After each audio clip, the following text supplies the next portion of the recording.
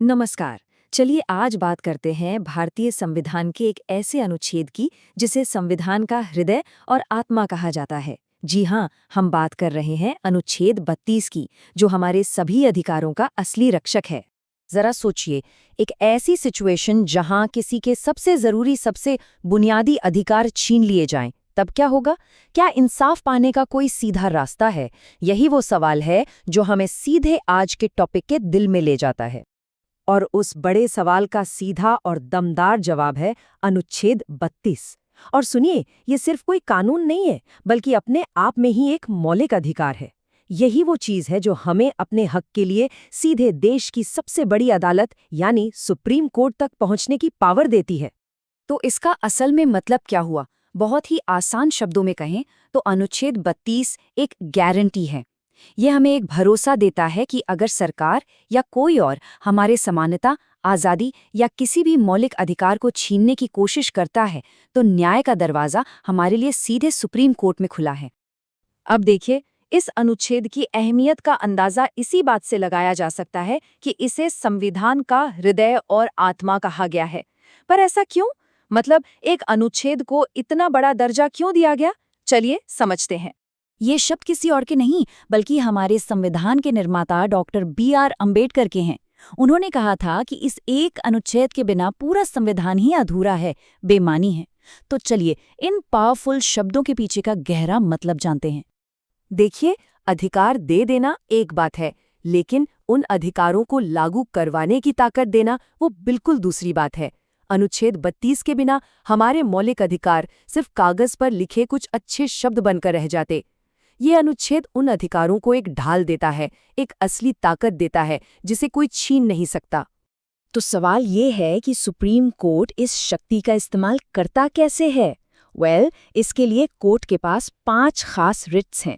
इन्हें हम न्याय के 5 हथियार भी कह सकते हैं। ये वो कानूनी टूल्स हैं जिनका इस्तेमाल मौलिक अधिकारों को वापस दिलाने के लिए किया जाता है।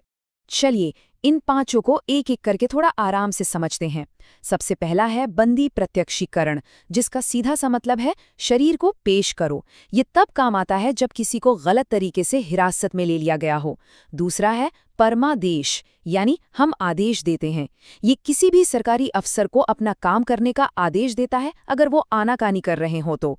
फिर आता है प्रतिषेध, जो किसी निचली अदालत को ऐसे केस पर सुनवाई करने से रोकता है जो उसके दायरे से बाहर हो। इसके बाद है उत्प्रेषण, जो किसी निचली अदालत से केस को ऊपर की अदालत में मंगवाता है ताकि फैसले को फिर से चेक किया जा सके। और आखिर में है अधिकार पृच्छा, जिसका मतलब है आपका क्या अधिकार है। इससे ये पूछा जाता है कि कोई व्यक्ति किस हक से कोई सरकारी पद संभाले हुए है। थ्योरी तो बहुत हो गई, पर असल जिंदगी में ये सब काम कैसे करता है?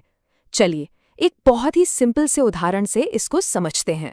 मान लीजिए कि किसी इंसान को पुलिस बिना कोई ठोस वजह बताए गिरफ्तार कर लेती है।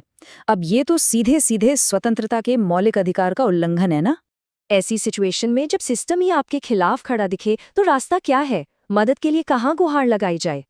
यहीं पर काम आता है अनुच्छेद 32 का वो सबसे शक्तिशाली हथियार, दंडी प्रत्यक्षीकरण रिट।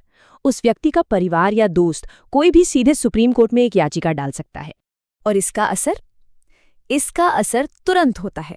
सुप्रीम कोर्ट फौरन पुलिस को आदेश देगा कि गिरफ्तार किए गए इंसान को कोर्ट के सामने लाया जाए और गिरफ्तारी का कारण बताया जाए।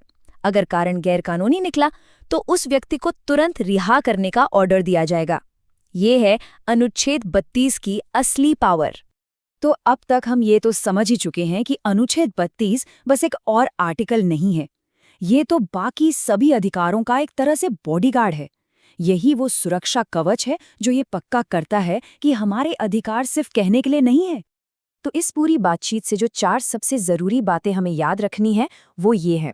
पहला, अनुच्छेद 32 खुद एक मौलिक अधिकार है। दूसरा, ये हमें सुप्रीम कोर्ट तक डायरेक्ट पहुंच देता है। तीसरा, ये रिट्स के जरिए हमारे बाकी सभी अधिकारों की रक्षा करता है। और चौथा, ये आम नागरिक के लिए न्याय पाने का सबसे शक्तिशाली जरिया है। आखिर में अनुच्छेद 32 हमें यही एक बात याद दिलाता है कि अधिकार केवल संविधान की किताब में लिखे हुए शब्द नहीं होते, बल्कि वो जीते जागते और सुरक्षित होते हैं। और सच में यही वो चीज़ है जो इसे हमारे संविधान का दिल और आत्मा बनाती है।